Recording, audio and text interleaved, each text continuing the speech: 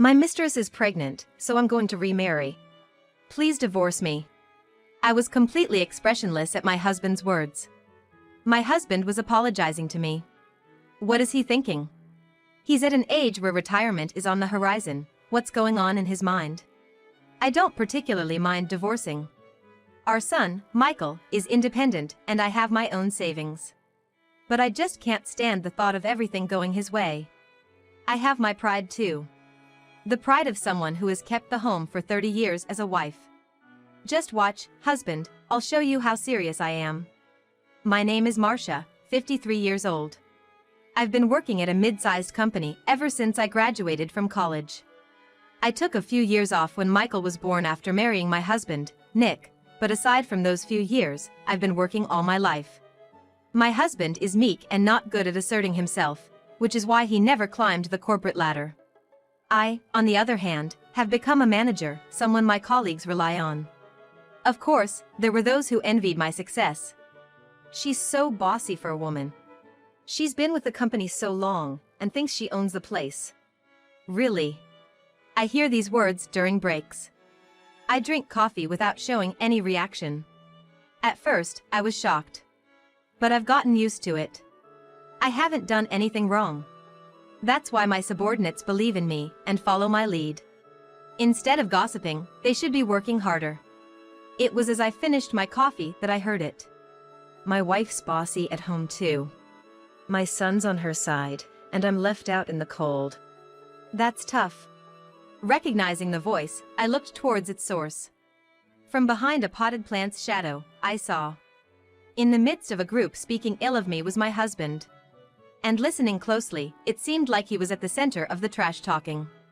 I always feel uncomfortable being compared to my wife. I'd hate to be compared to that thick-skinned person too. I might have married the wrong person. Who knew she would be like that? Sympathetic sighs rose from the group as my husband sighed. I was clutching my chest. There was no way I wouldn't be upset. My husband used to be a man of weak will. He joined the company a year after me and was sort of thrust upon me to look after, and as I taught him the ropes, we became close. Back then, he used to say he was envious of my abilities. Once we started dating, he would smile proudly about my competence. Not anymore, it seems. Now he resented my success and spread rumors about me. Since then, I started observing my husband's behavior at work more closely.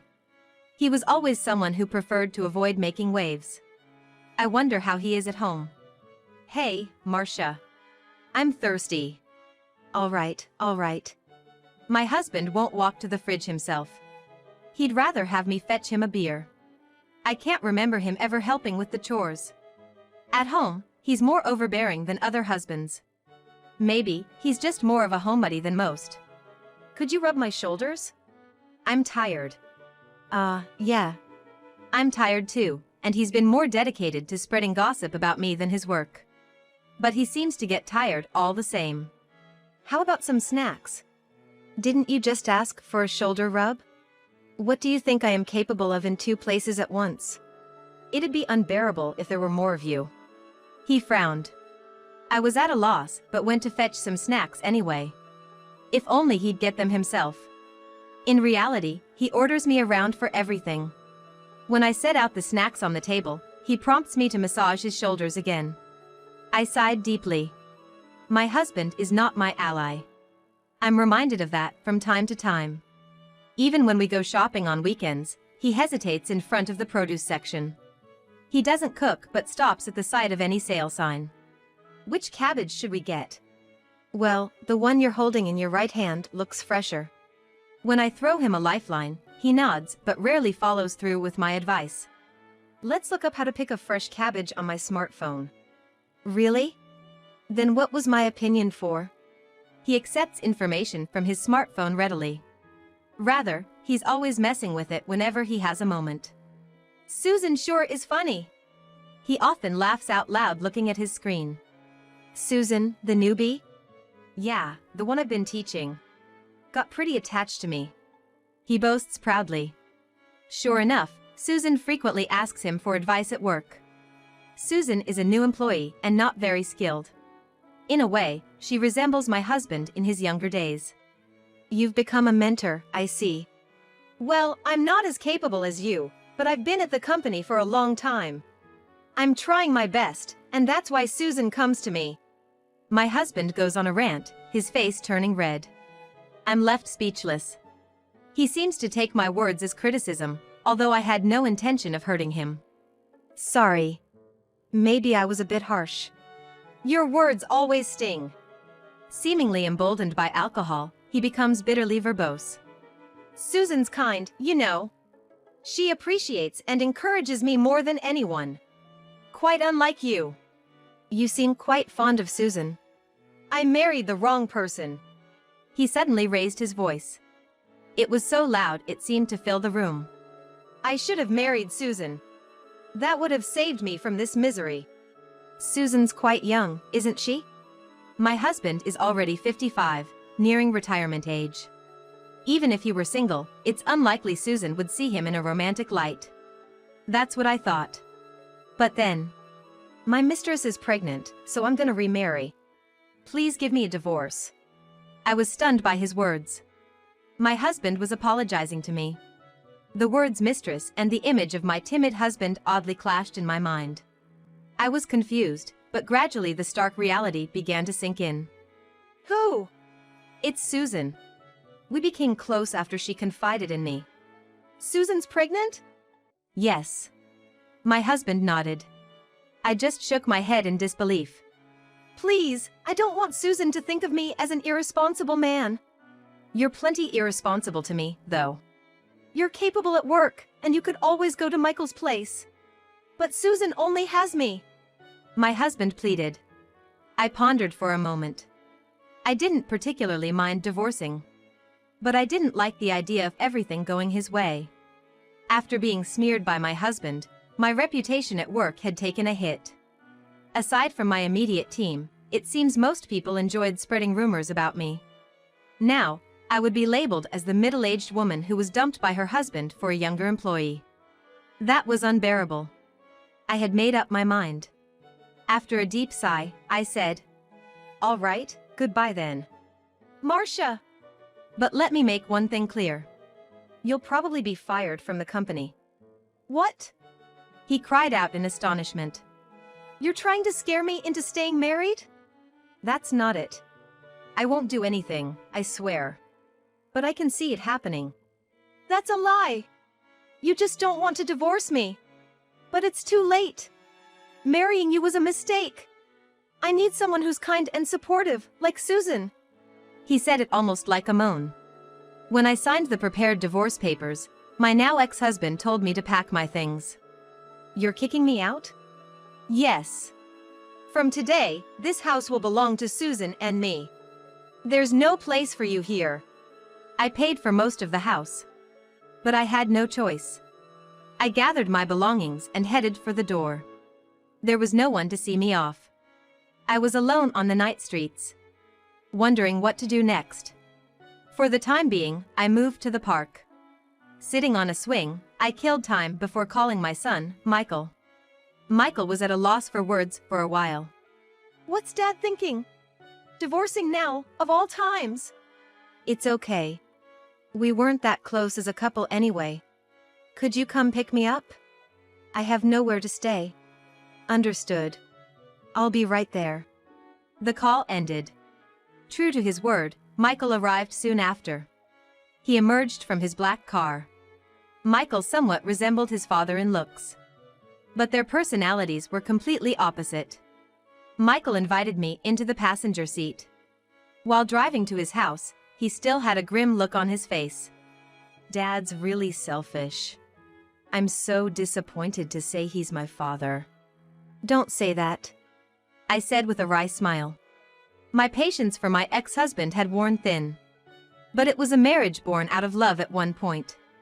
Reflecting on the memories of our youth, it was complicated to hear him spoken of so harshly. The next day, when I went to work, my ex-husband wasn't there. Nor was Susan to be seen. Just as I thought. I shrugged my shoulders. After finishing work and heading home, someone called out to me. It was my ex-husband. Marcia, what have you done? But I haven't done anything. I was fed up. My ex-husband seemed to be convinced that I had orchestrated some scheme. But that's a complete misunderstanding. Suddenly I'm fired. That doesn't make sense. I've dedicated myself to this company for years. I've been working hard for this company too, you know. That's something everyone who works here would think, not just something for my ex-husband to be proud of. It's not just me. Susan's been let go too. My brother must have done it. Brother! My ex-husband's eyes widened. They must have met several times before, but he seemed oblivious. I crossed my arms and said, "My brother is the president of this company. The predecessor was our father." What? He staggered. I watched silently, as surprise and fear appeared on his face. You're part of the president's family? Yes. But I wanted to be a normal housewife, so I kept quiet about it. I didn't want to be fussed over just because I'm part of the president's family. I wanted to succeed on my own merit. As a result, I ended up being both admired and the subject of constant gossip. Yet the source of that gossip, my ex-husband, said with a trembling voice. But you've climbed the ladder. On my own strength. And if I had used my family's influence, you could have advanced too. He seemed at a loss for words. My brother is a strict man and he had always assessed my ex-husband, his brother-in-law, based on his actual abilities. And he had said, more than once, that if it weren't for the family connection, he'd have wanted to get rid of someone as useless as my ex-husband. And now, it seems that has become a reality. I warned you, didn't I? If we divorced, you'd be out of a job. But still, to think. The president is my wife's brother, that's just absurd. Ex-wife, that is. I corrected him and started walking away. But my ex-husband followed persistently. Can't you talk to your brother for me? Susan and I are out of jobs, and at this rate. That's not possible. I kept walking without stopping. I've made a promise not to interfere with the company's management. But can't you just? No. Why don't you talk to my brother directly? There's no way I could do that. He looked scared, his gaze darting away as he left. A week has passed since then. For now, I'm staying at Michael's place, but I plan to find an apartment and live on my own soon. You know you're welcome to stay here, Mom.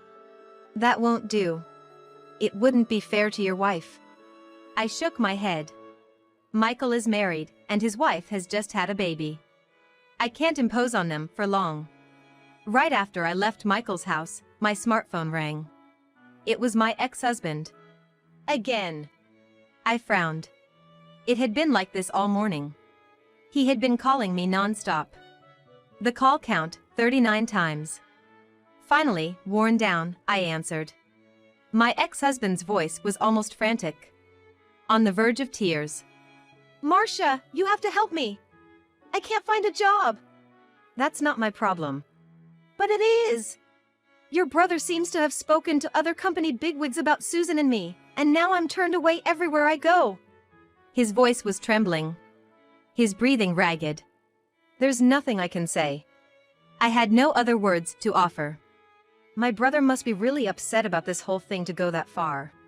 Don't talk about it like it's someone else's problem. Because it is. I was perplexed and shook my head. In fact, we're strangers now, aren't we? We're not a couple anymore. That's not. I heard something crash over the phone. Right after, my husband let out a scream. It seemed like he had stumbled and hit the furniture. A woman's shrill scream could be heard as well. I assumed it was Susan. From my ex-husband's descriptions, I had imagined her as a kind and dedicated woman, but the voice I heard seemed sharp and short-tempered. Susan appeared to be panicking and getting frustrated with the situation not going her way. I could hear my ex-husband trying to calm Susan down. Susan, it's okay. Marcia will sort it out for us. Don't make assumptions. I grimaced unintentionally. How self-centered can someone be? He resented my abilities and gossiped about me, but now in his time of need, he expected me to bail him out. I'm not your wife anymore, and I have no obligation to help you. Marcia, don't be like that, okay? His voice was the sweet-talking kind. When I used to love him, I was weak for that voice. I often let his whims slide. But now, I stood firm and spoke clearly. You said marrying me was a mistake, right? He seemed to struggle to respond. His stammering was overlaid by Susan's yelling. Do something about it. I thought you were rich because of this fancy house.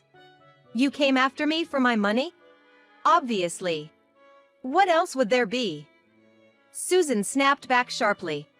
My ex-husband argued with Susan for a while, but then I heard a door close.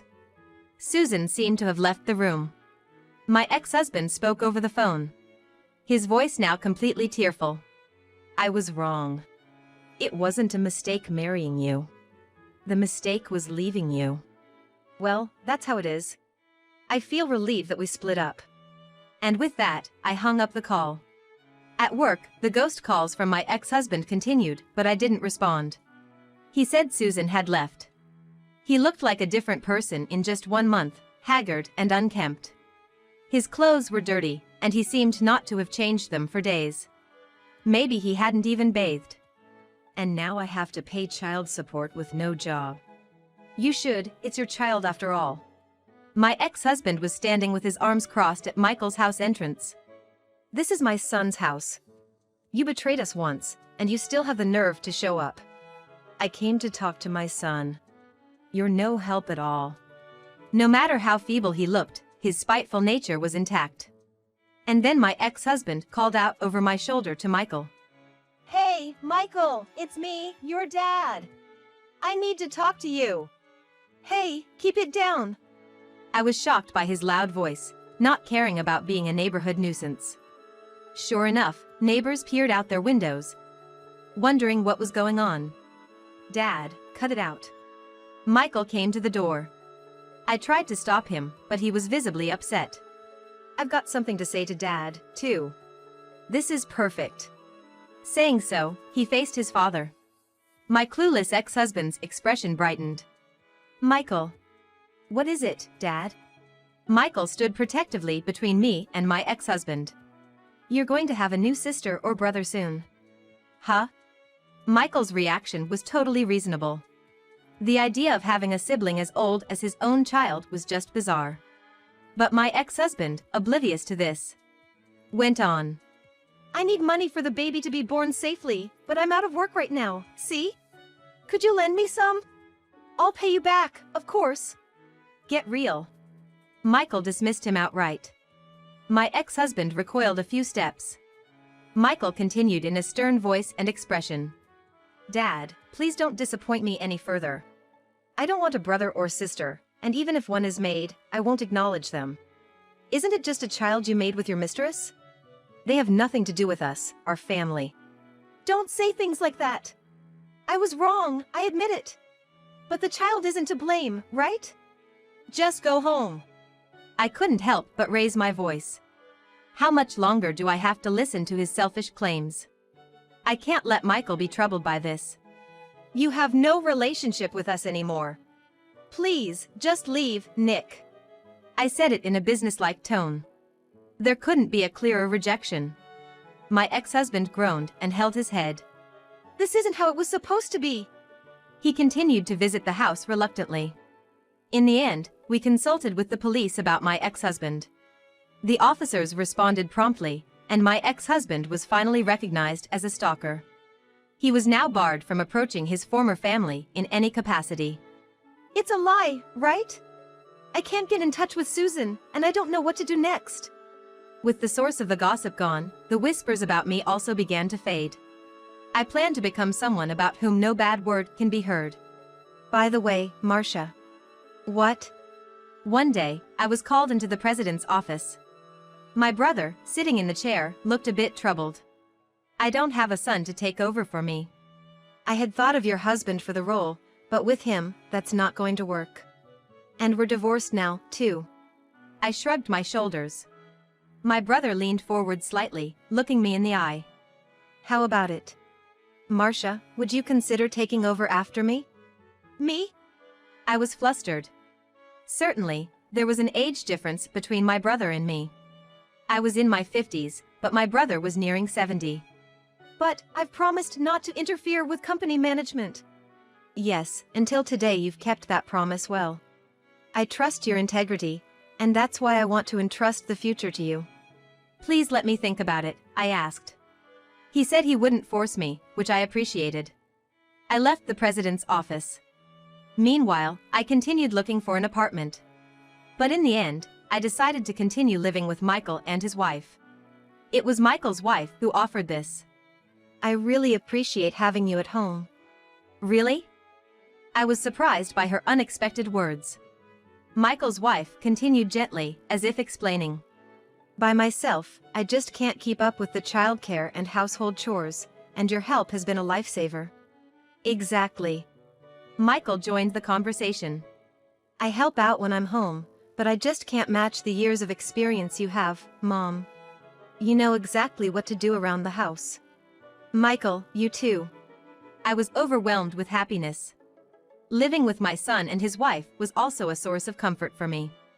I could feel my heart, which had been trampled by my ex-husband, slowly healing. Are you both really okay with this? Of course. We look forward to continuing this, Mom. Michael and his wife both smiled welcomingly at me. While working, I shared household duties with Michael's wife. They never forget to express their gratitude for even the small things. Hey, meatloaf today? My favorite. Thanks for remembering, Mom. I learned some cooking tips from you, Marcia. Your time-saving techniques are really something. Thank you. It's nothing. I blushed with modesty as we ate dinner. Afterward, it was time to play with my granddaughter. This was my favorite time. My granddaughter, resembling her father, evoked a sense of nostalgia in me. While enjoying the unique scent of baby milk, I lifted her up. She laughed innocently. She laughs a lot. She's like Michael when he was little. Really? Yes. I squinted with nostalgia, and Michael's wife laughed. That's surprising. Michael frowned. Mom, please stop. It's embarrassing. What's wrong with that? We're family, after all. I said it with a heart full of contentment. What a warm thing to say out loud. Michael and his wife looked at each other happily. The baby seemed sleepy and began to close her eyes. I am happy now. And one more thing. By the way, I have something I want you two to hear. What is it? Next year, I'm going to take over from my brother. Life will probably get busier, but also more fulfilling. I smiled at the thought of the future.